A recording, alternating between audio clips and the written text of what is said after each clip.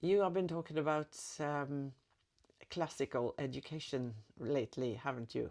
Yes, I have. Can you tell me more about what is classical writing, for instance?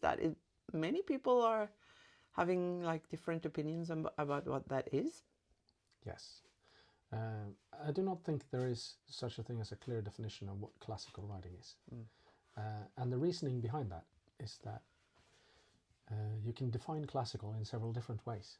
And I've been looking into this a little bit.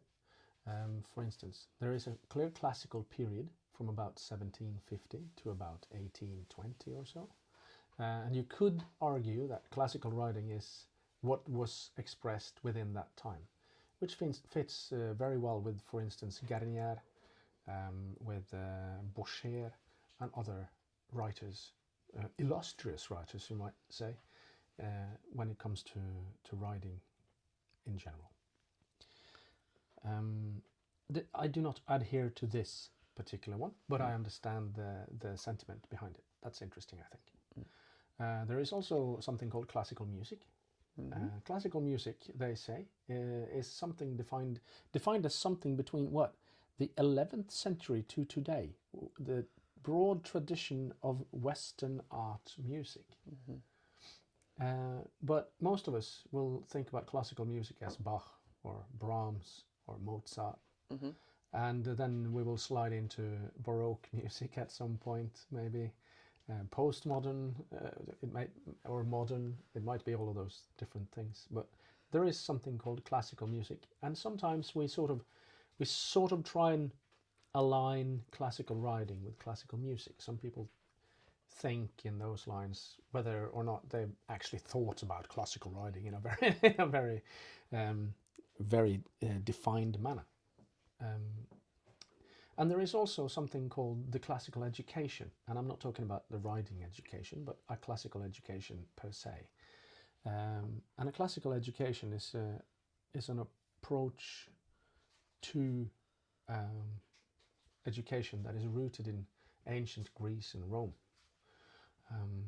And you can there see that there are different levels of education. They call it the trivium, which is grammar, logic, and then rhetoric. And to go into those a little bit, grammar is learning how the words work and how numbers work and all that sort of stuff. And then logic is to draw conclusions out of information that you have and put for, like, to understand how to use the grammar, to construct new sentences, for instance, or how to use maths in simple everyday situations, stuff like that. And then you have rhetoric, which is to be able to express ideas.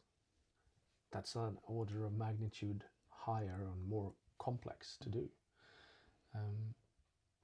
And I think that if we take all of these three ideas about classical, then we can start to get some sort of appreciation of what we here at Trollspeilet view as classical writing. We view ourselves as part of the classical tradition, and though that might be a little bit haughty, I still believe that it is. We are part of the classical tradition. For instance, if you like, there's a bunch of books over here, spanning all the way from, this is The King's Mirror. It's a Norwegian book from the 13th century, which says stuff about writing in it as well. There are cavalry manuals here, advanced teaching of dressage from the modern German perspective. There's Garnier, obviously, a medieval combat book that also has some of the riding ideas and how to fight from horseback in them. This is from the Cadre Noir, the French cavalry school. What's this then? That's Cavendish, yeah. So all of this is part. And even the Bayeux blanket. tapestry. Yeah, the Bayeux tapestry, yes. So many And the different. cavalry manual from the United States. Yes, and all And of those these, are just examples of what we can discuss and of course, take into consideration when we are talking about the classical sort of way. yeah, It's a way, isn't it? it's a way in the Far Eastern idea of the approach. So the way of the sword or the way of the soldier isn't about killing. It is about the will to defend, for instance. You can say things like that. Yeah. And if we try to understand riding as such, and we take this classical education approach, then first we need to learn the grammar, which is what aid does what kind of movement produces this or that. No, wait, that's not grammar. We're on to logic then. Careful. Yeah. So, but the grammar is how do you use your aids? How can you express with your body what you want the horse to do? So how to use your body and how to use the aids. And learning to use your body is actually not easy. Most people forget from the time they're 2 years old or something. We forget how to do a perfect squat. But a 2-year-old knows and does all the time. And the best weightlifters in the world also do the same perfect, beautiful squat. Yeah. Strange how those two coincide, isn't it? And that means there is a way here. Yeah. And also the way is, when you're talking about classical, we are usually thinking about the history. Yes, there is a historical element, obviously. Yeah. Some say from a particular period, that is the classical period. We don't contest that, obviously. No. But we are also, we're looking into the, Xenophon was, I think he's the first book that is written about riding that we actually know of. Yep. And we've got that one too in an English translation. And of course, and that is actually from the classical period. It's Greek. It's not from the classical period. The classical period is 1750 to 1820. Yeah, that depends on. But because the Greeks are the ancient Greeks. Yeah, that's the foundation for Yeah. the classical period that looked back on. Yeah, the classicistic period. Yes. So, but then if we are only focusing on the old masters, then we might disagree with some of them and agree with some. Absolutely. And for instance, with Xenophon, there are things that they did that I am curious about because I think it's strange, and some things that we really agree with, all of us. For instance, there were things about being kind to the horse and trying to understand the horse and stuff, and I think that is really interesting that they did that before Christ. So that must have been something that horse people have known at all times, I guess. Probably. A horse is a horse is a horse, eh? And a human is a human. So if you want to communicate between those, there will be some similarities. Yes. Through all times. Let's. Okay, I want to finish my idea on classical education. Yes. When it comes to the riding part. So when we have then discussed and have some understanding of the grammar of riding, then the next level will be to use those things, the grammar, to train ourselves and the horse to get better. So to use logic then. So if you bend the horse, you can load the inside hind inflection, for instance. And then now I've already said things that aren't expressed in all classical books. Yes, the leg must flex, but what is flexion really, and when do you load it? And there are different ideas here about training that we also think are part of the classical way if we want to look at riding in this particular light. So the logic then tells you how to train yourself and the horse to a higher level. So you can use the shoulder in. Okay, we can use names of different exercises. That is something that you can learn, and it is easy. It is good to learn if you want to learn quickly, because it makes communication easier. However, if me, Hanne, and 10,000 other people express what a shoulder in is, you will get 10,002 different ideas of what a shoulder in is. Yeah, and how you do it. And yes, and why. Uh-huh. And many of them will be correct. That's a very difficult thing. Yeah. So it's important to understand that it is so difficult to clearly define these things in terms of function or in terms of training value, that you can't do it purely and easily. Yeah, and people will describe it differently because they have different bodies, they have different kinds of horses. Yeah. So I like to try and use as simple wording as I can. Can you twist your upper body this way? And if people can do that, then I can adjust. Then I can work from there, right? Okay. So imagine now that you have used this logic that you have learned and built from the grammar. You have used these things for a long time. Now you have good understanding and feeling and balance, let us say. You are stable and flexible, and the horse is balanced and calm and flexible and loose and has good schwung or impulsion, if you like, and he's straight-ish and strong, so he can collect himself. So if you have all of these things, now you can use this rhetorically to express whatever you want within riding. So if you want to ride dressage for the joy of finding the limits of strength and flexibility in yourself and the horse, fine, do that. If you want to ride to war in armor, don't ride to war, but ride in armor and do a contest with someone playing at war, you can do that. If you want to have trips in the forest along the fire roads or along the pathways, you can now do that with a horse that's strong, flexible, confident, loose, relaxed, good conditioned, can do all sorts of fancy things and can move in a healthy way. And I'm not saying that if you haven't done this, it can't be healthy.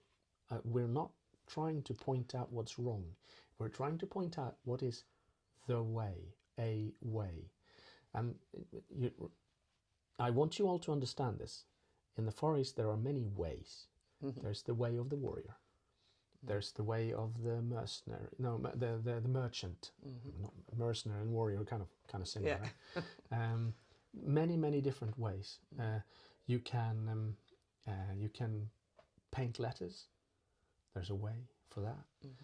Even how you pour tea is its own. But this is important. It is its own skill. Yes.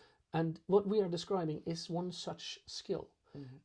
It is very complex. When you have done it for 25 years professionally, it becomes quite complex, and you can pull on many different resources to create more of this classical way of understanding.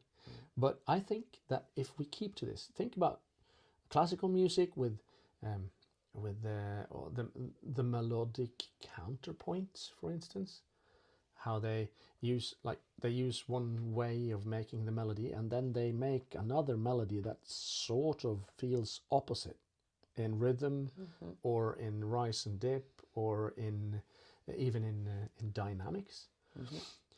So sometimes it's very gentle, and sometimes it's really you use canon in the in the bass to make sure that this really also smacks. And also another similarity is that all the people who are playing the instruments in those classical music performances, they have been studying the details of their instruments for a very long time. Yeah. They did not learn that in a short time. No.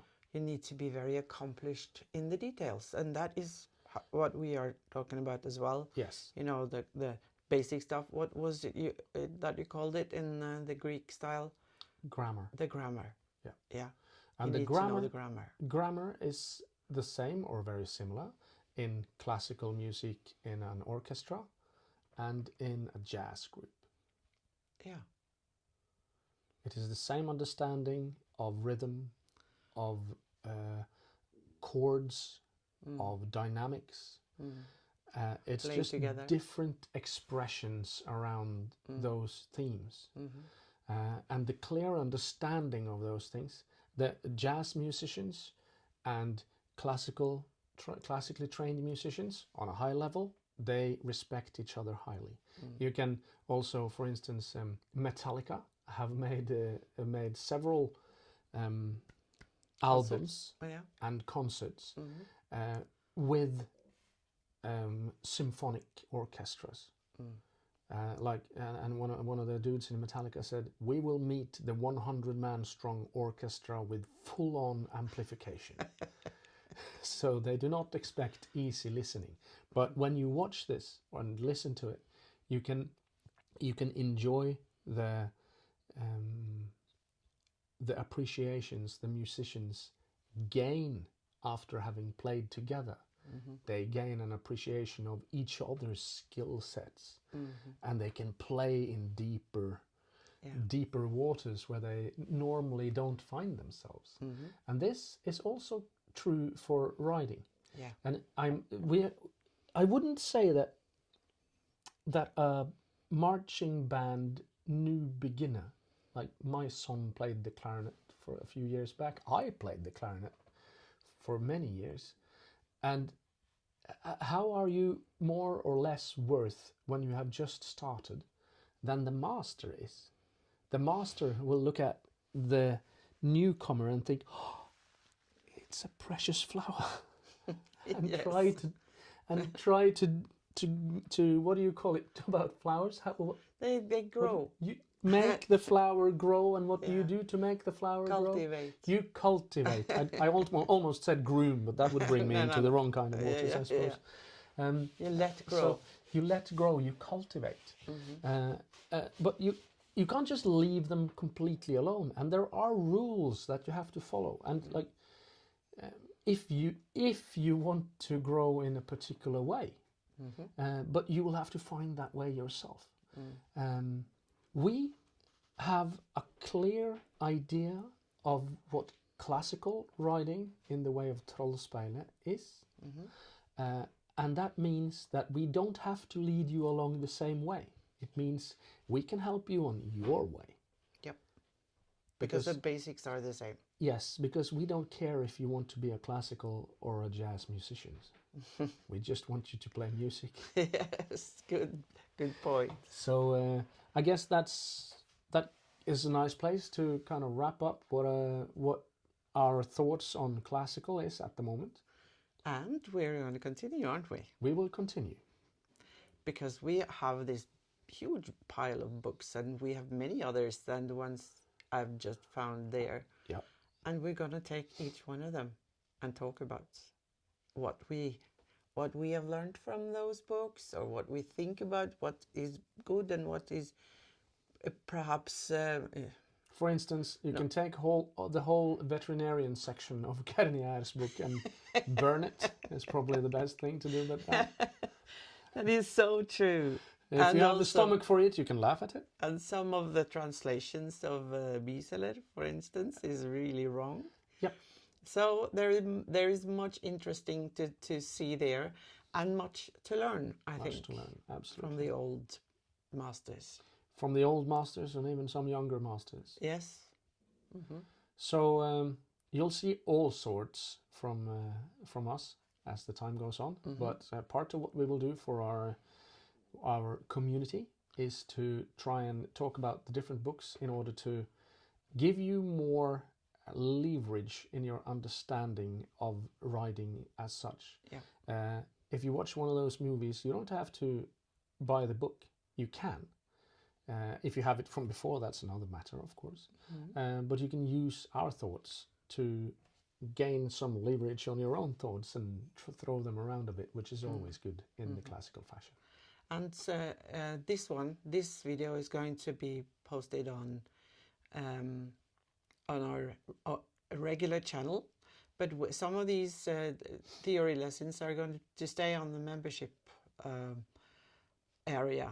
Yep. And it's quite cheap to be a member, so check it out. And so some of the videos will stay on the membership area for some time and then come through to the ordinary one, let's see what happens. We're looking forward to this. We do. Question us for all sorts of stuff. Yeah. See you later, guys.